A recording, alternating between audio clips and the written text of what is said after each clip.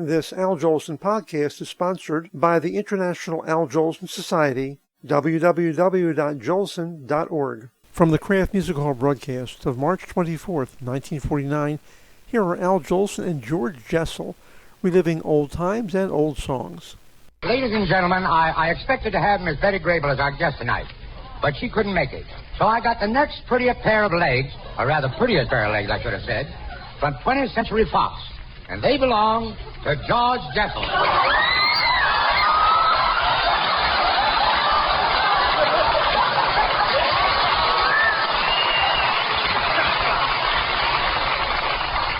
Well, Al, you look wonderful. I've never seen such a complexion on a man in my life. If I didn't know it was you, I'd swear it was Pocahontas, honestly. It is so good to see you, Al, really. It's good to see you too, Georgie. You've been back east, haven't you? Yes, Al, I've been back in Washington to see President Truman. I read about that he appointed you Toastmaster General. Well, I don't get any money for that, Al, you know. That's just an honorary job. Well, you've got a job at 20th Century Fox. You get paid there, don't you? After I pay my taxes, this is also an honorary job. Well, Georgie, everybody knows you're friendly with the president. Now, what do you two say to each other when you're together? Well, Al, I come in, I say, well, hello. He says, hello, Georgie. I say, how do you feel, Mr. President? Then what? Then what? That's all. He's a busy man, you know. Well, maybe I'll make a trip. That's my home, you know. I haven't been back there in a long time. Oh, Al, you wouldn't recognize Washington. Really? Since you left. Oh, they built the White House, you know.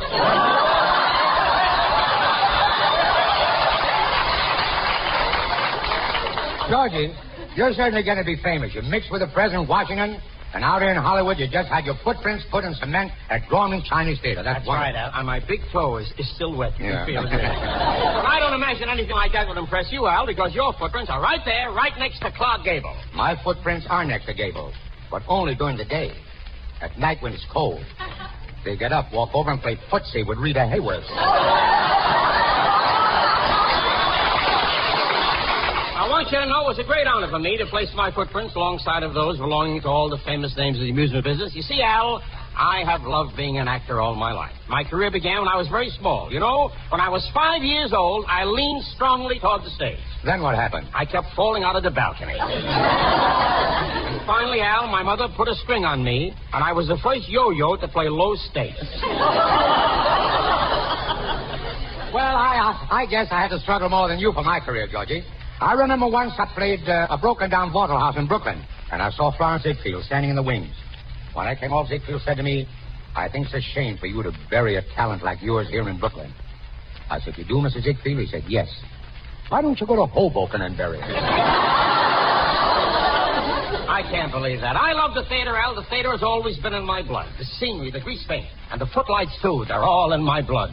Now I know why you're getting a little lumpy. Al, this is not a moment of jest, and I realize tonight what a fool I was to give up the theater for the precarious life of a motion picture producer. Oh, Al, how I recall those tender young years as a starving entertainer. There I was, pacing up and down my room night after night, never lying down for a moment's rest. Nervousness, huh? No bed. And then, Al, there was no turning back for me then. After all, Columbus didn't turn back on his voyage. Magellan didn't turn back. Balboa didn't turn back. And Sosnick didn't turn back. Who was Sosnick? An uncle of mine who was leaving his wife. Max Sosnick. Well, Georgie, you came up fast. I made mistakes. I remember my first contract. I was trying to be shrewd, so I read every word of it. Well, there's certainly nothing wrong with thoroughly reading a contract. Yes, there was. Before I was half through reading it, it expired on me. Well, I never worried about contracts. When I started, I began as a mimic, you know. I did imitation. Yeah. For example, recognize this fella. Yeah, go ahead. When my baby smiles at me, ha-ha, my thoughts go roaming to paradise. Yes, sir. Who is that, Al? Mel Torme. Now, I'm sure that you're jealous. Why should I be jealous? We're not competing with each other. Well, in a way we are, Al. I'm a producer at 20th Century Fox, making pictures about old times. And you're at Columbia Studio, making pictures about old you.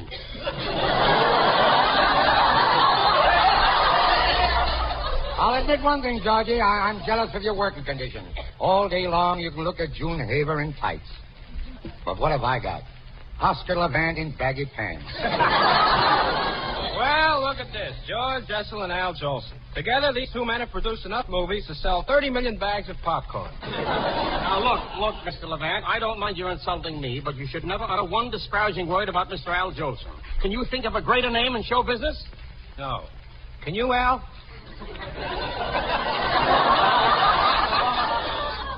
I don't even try it.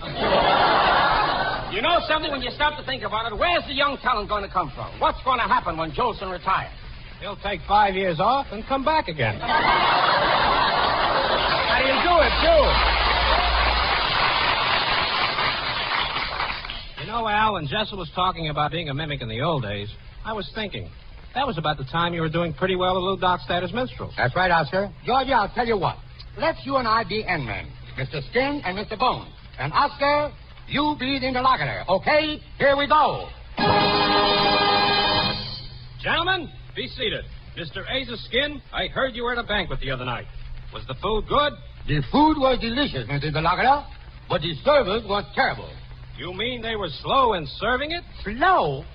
I ordered a half a roast chicken, and I waited and waited and waited. So finally I called the waitress over and I said, "Honey, how long?" I like that so much, I'm going to do it again. Finally, I called the waitress over and I said, "Honey, how long am I going to wait for that roast chicken?" What did she say? Well, she said till somebody orders the other half. We ain't going to kill a half a chicken for nobody. And now, Mr. George Bones, I heard you got married recently. Yeah, but honey, let me tell you something. When I got married, I got a woman who was going to stay with me for life. It's wonderful to have a wife like that. Wife, nothing. I'm talking about my mother-in-law.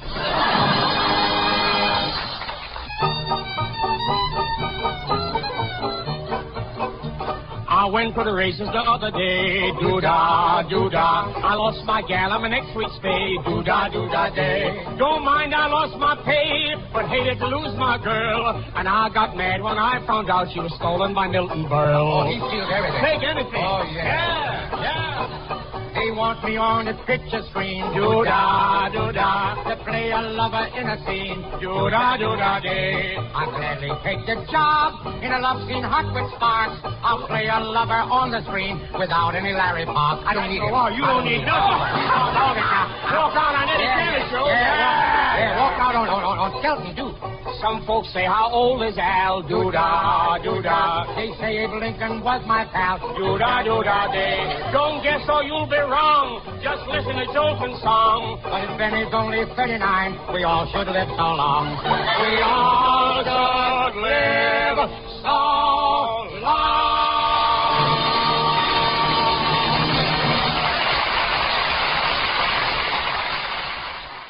These podcasts are sponsored by the International Al Jolson Society. Visit our website at www.jolson.org. As Al Jolson used to say, in the words he made famous, You ain't heard nothing yet.